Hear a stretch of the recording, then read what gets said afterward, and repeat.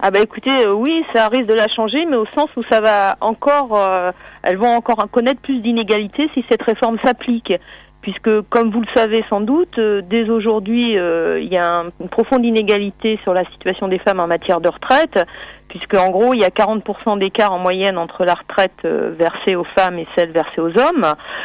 Mais surtout, c'est que effectivement aujourd'hui, c'est les personnes qui attendent 65 ans pour partir, sans avoir de décote, ce sont très majoritairement les femmes. Le fait de reporter de 2 ans l'âge légal de départ de 60 à 62 ans et surtout de 65 à 67 ans va avoir un impact extrêmement négatif. C'est quelque chose qui va aggraver les inégalités dans notre pays, qui va aggraver les inégalités entre les hommes et les femmes, qui va aggraver les inégalités par rapport aux jeunes, qui va aggraver les inégalités par rapport à ceux et à celles qui ont des métiers pénibles. Donc franchement, il n'y a rien à en tirer.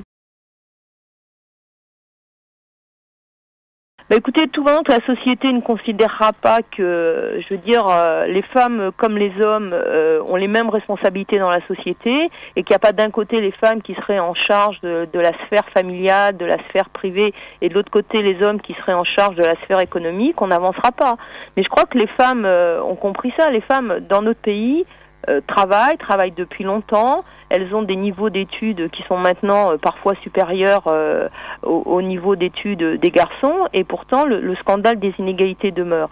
Et ça veut dire qu'il n'y a pas suffisamment de volontarisme du point de vue des pouvoirs publics, il n'y a pas suffisamment de volontarisme du point de vue des entreprises et je dirais même parfois y compris dans les organisations syndicales. Moi je suis syndicaliste et je sais aussi que cette question-là n'est pas toujours prise à la hauteur où elle devrait être prise dans les organisations syndicales. Je crois qu'il faudrait qu'il y ait dans les entreprises qu'il y ait des objectifs d'égalité professionnelle avec des plans d'égalité professionnelle négociés avec les organisations syndicales dans les entreprises et qui soient assujettis de sanctions financières par exemple.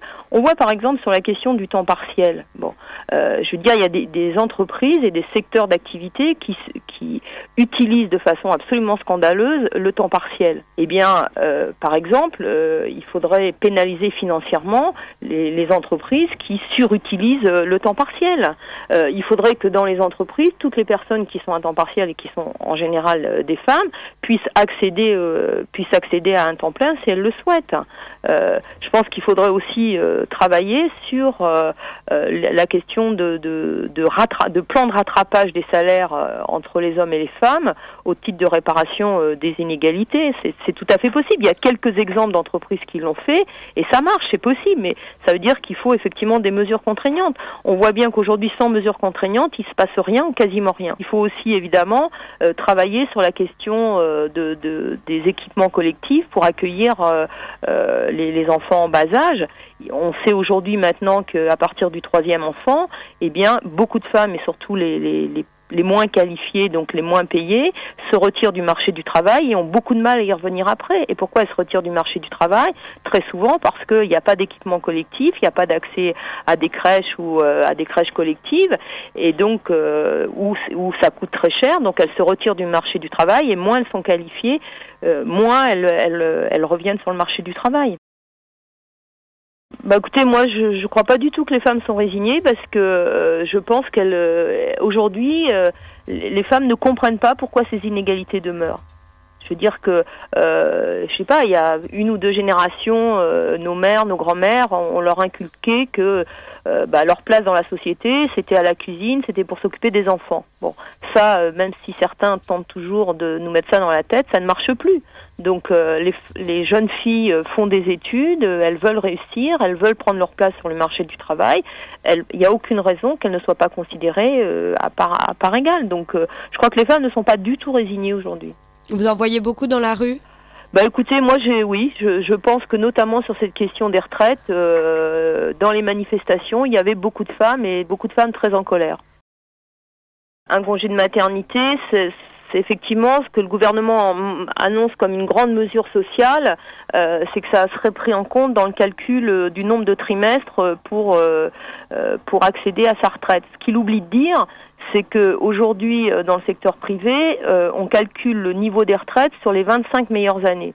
Ça veut dire que l'année où vous serez en congé de maternité, les indemnités ne sont pas considérées comme du salaire. Et donc effectivement, l'année où vous êtes en congé de maternité, eh bien ça sera une année moyenne très faible du point de vue des salaires que vous aurez touchés, donc ça va contribuer à baisser votre salaire. Donc on voit bien là que le gouvernement tente de désamorcer les critiques, mais franchement c'est vraiment c'est moins qu'une mesurette, c'est vraiment se moquer du monde. C'est pas ça que les femmes demandent. C'est ce que les femmes demandent, c'est que effectivement de ne pas être obligé de choisir entre travailler jusqu'à 67 ans pour avoir, disons, une retraite pas trop catastrophique, ne pas avoir à choisir entre partir à 67 ans ou alors partir plus tôt, mais vivre dans la misère. Et puis je pense qu'il y a un élément très important qui est la question de l'autonomie des femmes. Je pense que cette question de l'autonomie des femmes, comme de tout individu, ça va avec le niveau de salaire et donc aussi le niveau de retraite. Et si on baisse le niveau de retraite, ça veut dire que les femmes âgées, elles vont être en situation de dépendance par rapport à un mari, par rapport à un conjoint ou par rapport à l'éventuelle pension de réversion de leur conjoint. Donc franchement, ça c'est pas acceptable non plus de ce point de vue-là. On veut des individus, hommes et femmes, qui puissent vivre dignement à la retraite à partir de ce qui leur est dû, c'est-à-dire une pension correcte. Sur la question du financement, je disais tout à l'heure, si on développait l'emploi des femmes, eh bien ça ferait des cotisations sociales en plus. Si on acceptait de mettre sur la table le fait que les cotisations patronales sont bloquées depuis extrêmement longtemps et que c'est pas possible de discuter d'une éventuelle augmentation, même minime, qui serait prise par exemple sur les dividendes versés aux actionnaires, si on mettait sur la table la question de la taxation d'un certain nombre de revenus financiers. Donc voilà, ça c'est des propositions qui existent si on veut parler financement et financement durable. Ça, le gouvernement depuis le début n'a pas voulu de ce débat. Donc on voit bien qu'il n'y a pas du tout de respect ni des organisations syndicales, ni je dirais au-delà des organisations syndicales de ce que pense aujourd'hui la majorité des personnes dans ce pays. Écoutez, il suffit de regarder les chiffres. On sait aujourd'hui que plus de la moitié des seniors ne sont plus dans l'entreprise au moment où ils liquident leur pension, leur droit à la retraite. Mais surtout, on voit ce qui se passe dans beaucoup d'entreprises aujourd'hui, y compris dans le secteur public. On pousse les gens à partir et on pousse parfois très fortement à ce qu'ils partent. Donc cette réforme, elle est complètement contraire avec ce qui se passe dans la réalité aujourd'hui.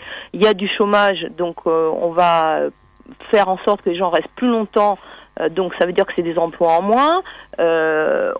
Si on oblige les gens à partir à 62 ans, de fait, ça va se reporter sur l'assurance chômage, puisque effectivement, les gens qui seront au chômage, qui pouvaient partir à 60 ans, eh bien, ils seront 2 ans de plus au chômage. Donc, il faudra que l'assurance chômage prenne ce coût en charge. Donc, on risque aussi là d'affaiblir les garanties données aux chômeurs et le niveau des indemnités qui leur est versé.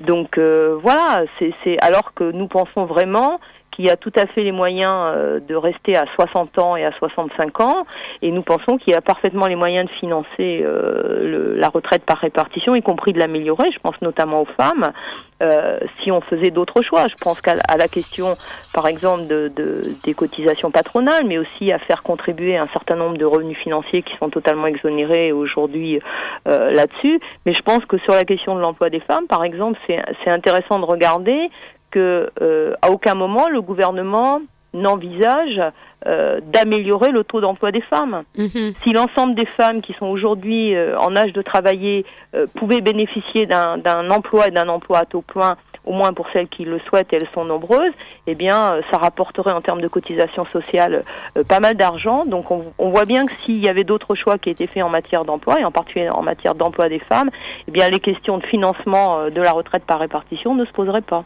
C'est vrai que quand même 76% des bénéficiaires du minimum vieillesse sont des femmes.